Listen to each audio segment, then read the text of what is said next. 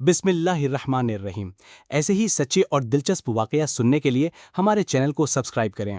दोस्तों, इमो ने अक्सर हजरत हूद अलैहिस्सलाम के बाद शद्दाद का बयान किया है।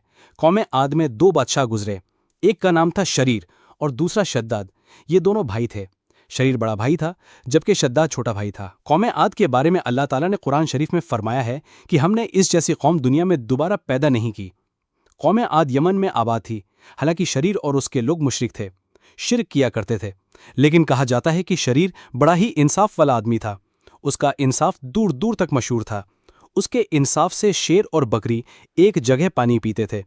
एक दिन उसकी अदालत में दो आदमी आए और उन दोनों ने अजीब से हालात चुने। एक ने बोला, मैंने इस आदमी से कीमत देकर एक जमीन का टुकड़ा खरीदा और उस जमीन पर अब मेरा कब्ज है। लेकिन जब मैंने उस जमीन की खुदाई की तो उसमें मुझे सजना मिला। लेकिन मैं वो खजाना इस आदमी को लौटाना चाहता हूं क्योंकि मैंने उससे सिर्फ जमीन खरीदी है, वो खजाना नहीं। इसलिए मैं ये खजाना इसको वापस देना चाहता हूं। दूसरा आदमी बोला, मैंने जमीन इसको बेची है, इसलिए इस जमीन में जो कुछ भी है वो सब इसी का है, इसलिए ये खजाना भी इसी का है और मैं ये खजाना वापस नहीं ले सकता। और मेरे समझ में नहीं आता कि ये खजाना क्यों नहीं ले रहा है, क्यों बहाने बना रहा है। शरीर ने उन दोनों से पूछा, तुम दोनों की कोई औलाद है? उन्होंने कहा, हाँ है। एक के पास बेटी है और दूसरे के पास बेटा है। शरीर ने हम दिया कि उन दोनों का आपस में निकाह कर दो और खजाना उन दोनों को दे दिया जाए। शरीर का यह फैसला सभी लोगों को बड़ा ही पसंद आया और उसके इस इंसाफ की चर्चा दूर दूर तक हो गई।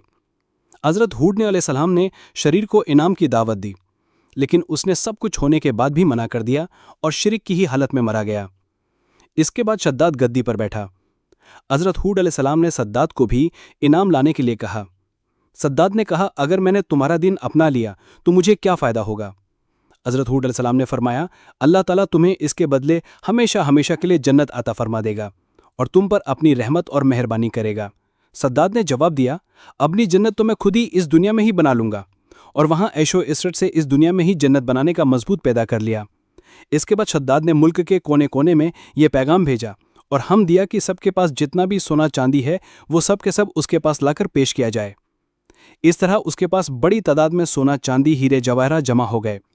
फिर उसने खूबसूरत जगह की तलाश करनी शुरू कर दी और उसे वो जगह मिल भी गई। वो जगह ऐसी थी जहां की हवा जन्नत की हवा की तरह खुशबूदार थी।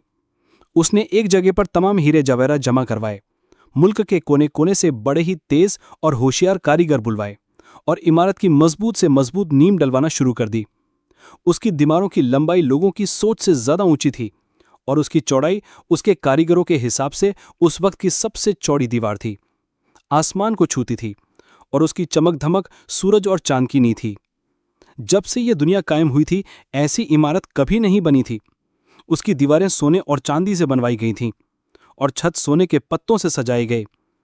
उसके सुतून खूबसूरत बिल्लोर से मजबूत किए गए और हर चीज बेहतरीन तरीके से सजाई गई। वहां की नहरों में रेत के बजाय अनमोल मोती बिछाए गए और वहां के पेड़ सुर्ख सोने के भलों से लदकर मुझको अंबर की खुशबू से भर दिए गए। जिस वक्त उन पेड़ों से होती हुई सूखी हवा चलती थी तो उस तरफ के रहने वाले लोगों के दिमागों में खुशबू को भर देती थी। शद्दाद ने जमीन पर मिट्टी के बजाय मुझको अंबर भिजवाए। उसके महलों को चारों तरफ से लाल सोने से तरतीब देकर सजाया गया। वो जगह सिर्फ देखने में ही खूबसूरत नहीं बनाई गई थी, बल्कि रहने के लिए भी आरामदायक और खूबसूरत बनाई गई थी। वहां उसने अपनी मनपसंद माशूकों और परियों को भी इकट्ठा कर दिया था। ये बाग और महल 12 सालों में बनकर तैयार हुए। उसमें पूरी दुनिया के हीरे जवाहरात लग गए। जब ये बनकर पूरा हो गया तो सद्दाद को खबर दी गई कि उसकी जन्नत तैयार है और वो अब इस जन्नत का मुआयना कर सकता है। सद्दाद को जब ये खबर मिली तो सद्दाद की खुशी का ठिकाना ना रहा। एक बड़ी फौज को लेकर सद्दाद अपने महल से निकलकर अपनी बनाई हुई जन्नत की तरफ रवाना हो गया। वो अपनी जन्नत को देखने के लिए जा ही रहा था कि रास्ते में उसने एक हिरन को देखा। उसने देखा कि उस हिरन के पांव चांदी के हैं और सींग सोने के हैं। उसकी आंखें याकूत की हैं। सद्दाद उस हिरन को देखकर हैरान रह गया। उसका दिल ललचा उठा। उसने मन ही मन में फैसला किया कि मैं इस हिरन को हर कीमत पर हासिल करके रहूंगा। उसने बिना कुछ सोचे समझे उस हिरन के पीछे अपना घोड़ा दौड़ा दिया। हिरन भागा और सद्दाद उसके पीछे पीछे अपना घोड़ा दौड़ाते चला गया। ये दौड़ बहुत दूर तक चली, यहां तक कि सद्दाद की फौज बहुत ही पीछे रह गई। फिर उसे एक बहुत ही डरावनी किस्म का घुड़सवार नजर आया। उस घुड़सवार ने सद्दाद से पूछा, वो इमारत जिसे तू जन्नत कहता है, उस इमारत के बनवाने से तुझे सुकून मिल जाएगा। सद्दाद उस घुड़सवार की ये बात सुनकर कांप गया। उसने पूछा, तुम कौन हो? वो घुड़सवार बोला, मैं तेरी मौत हूं, मैं मौत का फरिश्ता हूं। सद्दाद ने बड़ी ही नमी और बेचैनी से कहा, मुझे अपनी जन्नत को सिर्फ एक बार देख लेने दो, फिर तुम मेरी जान निकाल लेना। मौत के फरिश्ते ने कहा, यह हम दुनिया के पैदा करने वाले का है, उसके हम के बाद मुझे इख्तियार नहीं कि मैं तुम्हें 1 मिनट की भी मोहलत दे सकूं। फिर उसी वक्त मौत के फरिश्ते ने सद्दाद की रूह कब्ज कर ली और उसका जिस्म रूह से जुदा हो गया। सद्दाद की मौत के बाद वो आलीशान इमारत और खूबसूरत बाग लोगों की नज़रों से गायब हो गए। तारीख के किताबों में लिखा है, अल्लाह ताला ने हज़रत इस्राइल अलैहिस्सलाम से पूछा, ए इस्राइल, तुम मुद्दतों से रूह को निकालने में लगे हो और शुरू से ही तुम्हारा ये काम है। क्या कभी तुम्हें किसी पर रहम और तरस आया है? हज़रत इस्राइल अलैहिस्सलाम ने बोला, मैं तो सब पर ही तरस खाता हूँ। अल्लाह ताला ने फरमाया, तुम्हें सबसे ज़्यादा किस पर तरस आया? तब हज़रत इस्राइल अलैहिस्सलाम ने कहा कि ए अल्लाह, मैंने एक दिन आपके हम के मुताबिक एक नाव को तोड़ दिया था और उसके तख्ते अलग अलग कर दिए। हवा का झोंका आया, नाव डूब गई और नाव वाले बिजली की तरह कुछ ही देर में ख़त्म हो गए। मगर एक औरत जिसके पेट में बच्चा था, उसको हुक्म के मुताबिक नाव के तख्तों का सहारा बनाकर बचा लिया। वो तख्ता फरिश्तों ने एक जजीरे के पास पहुंचा दिया। जिस वक्त एक लड़का उस औरत के पेट से पैदा हुआ तो माँ बहुत परेशान हुई। आपका हम हुआ कि माँ की जान निकाल लो और अकेले उस लड़के को उसके पहलू में पड़े रहने दो। ऐ मेरे परवरदिगार, उस वक्त मैं रो दिया और मेरे मन में ख्याल आया कि इस बच्चे का क्या हाल होगा। ये बच्चा तड़प तड़प कर मरेगा या किसी जंगली जानवर और दरिंदे का मुंह का निवाला बन जाएगा। ऐ खुदा, तू खूब जानता है, मुझे उस बच्चे पर बहुत रोना आया था। उसकी तन्हाई और बेकसी को सोच सोच कर मेरा दिल भरा आता था। और दूसरा, सद्दाद पर मुझे बड़ा ही तरस आया।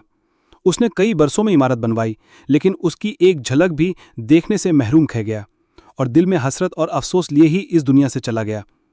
अल्लाह ताला ने फरमाया, ए इज़राइल, ये सद्दाद वही लड़का है जिस पर तुमने पहले भी तरस खाया था, और मैंने उसकी माँ के मरने के बाद सूरज और हवा को यह हम दिया कि तुम इसे अपनी सर्दी और गर्मी से मत सताना, और हवा को हम दिया कि फूलों के पत्ते उड़ाकर इसके लिए फर्श बना।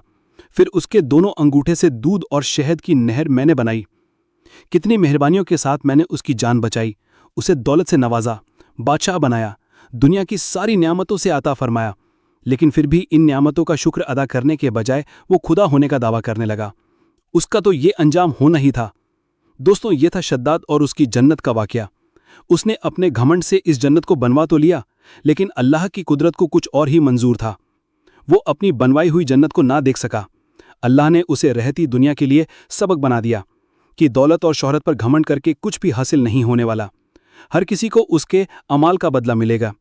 सद्दाद को भी अल्लाह ताला ने बेशुमार दौलत अता की थी, लेकिन वो खुद को खुदा के बराबर समझने लगा और आज वो पूरी दुनिया के लिए नसीहत बन गया।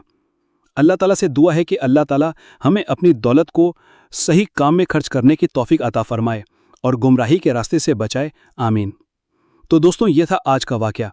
दोस्तों, अगर वाकया पसंद आया हो तो इस वीडियो को लाइक करें, कमेंट करें और शेयर करें, और इसी तरह के सच्चे और दिलचस्प वाकयात सुनने के लिए हमारे चैनल को सब्सक्राइब करें।